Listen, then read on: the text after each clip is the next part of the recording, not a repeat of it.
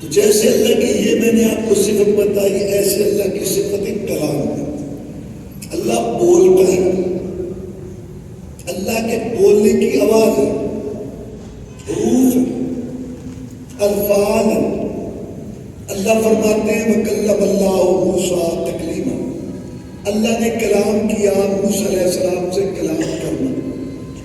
تو اللہ تعالیٰ بولا، کبھی اللہ کا کلام تورات کی شکل میں آیا، کبھی انجیل کی شکل میں آیا، اور کبھی زبور کی شکل میں آیا، اور کبھی قرآن کی شکل میں آیا۔ تو یہ جو قرآن ہم پڑھتے ہیں ہمارے سامنے، یہ اللہ نے کلام کیا، اللہ بولا، اللہ کی آواز تھی، الفاظ تھے، حروف تھے۔ جبریل علیہ السلام نے اللہ سے سنا یہ کلام، اور وہ لے کے آئے جناب محمد الرسول اللہ صلی اللہ علیہ وسلم کے لیے۔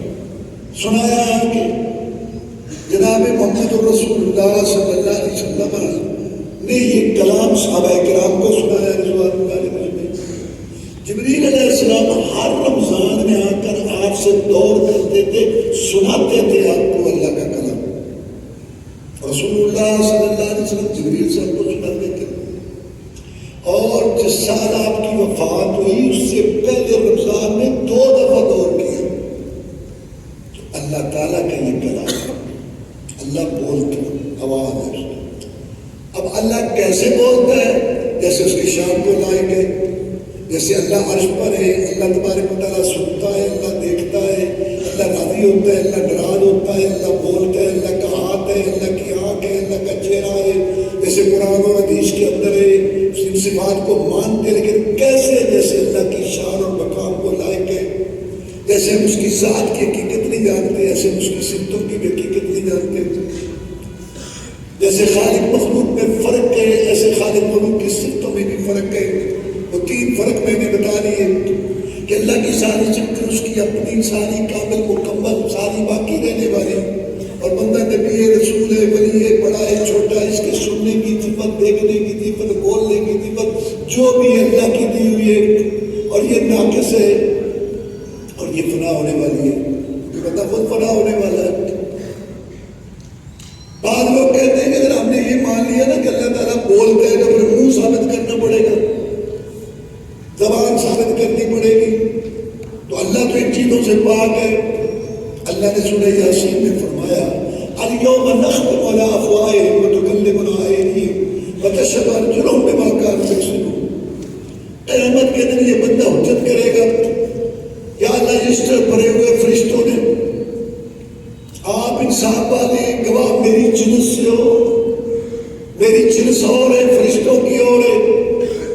اللہ تعالیٰ منہ پہ مہر لگا دیں گے اور مجرموں کے ہاتھ پاؤں گواہی دیں گے جو جرائم تھے۔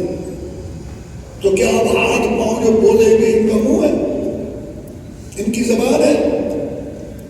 رسول اللہ صلی اللہ علیہ وسلم فرماتے ہیں وہ میں پتھر جانتا ہوں جو مجھے سلام کہتا تھا، پتھر کا منہ تھا، پتھر کی زبان تھی۔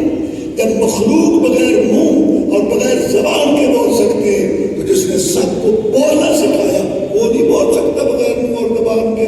اس چیز کا محتاج نہیں ہے، اللہ بولتا ہے، اللہ کلام کرتا ہے، اللہ کے کلام کے الفاظ ہیں اور حروف ہیں، آواز ہے۔ کیسے اللہ کا کلام، کیسے اس کی شان اور مقام کو لائق ہے۔ عقیدہ رکھو کہ یہ قرآن میں ہم پڑھ رہے ہیں اور یہ سنے اللہ کا کلام ہے۔ میں جو پڑھتا ہوں الحمدللہ رب العالمین، آپ جو پڑھتے ہیں تو یہ عقیدہ ہونا چاہیے کہ یہ کلام اللہ نے بولا، اب میں گنہگار نہیں، وہی کلام بول رہا ہوں جو اللہ نے بولا۔ یہ مقلدین عقیدہ رکھتے ہیں کہ اللہ نے بولا، جو کہ ہم کہیں گے کہ اگر اللہ بولے تو مخلوق سے مشابہت ہو جائے گی۔ بھائی اللہ کا بولنا اس کی شان کے مطابق، بندے کا بولنا اس کے حال کے مطابق۔ وہ یہ کہتے ہیں کہ اللہ نے ذہن میں ڈالا کلام، اللہ خود نہیں بولا۔ ہم کہتے ہیں جب اللہ کہتے ہیں کہ اللہ نے موسیٰ علیہ السلام سے کلام کیا، یہ خاص بات جو کی ساری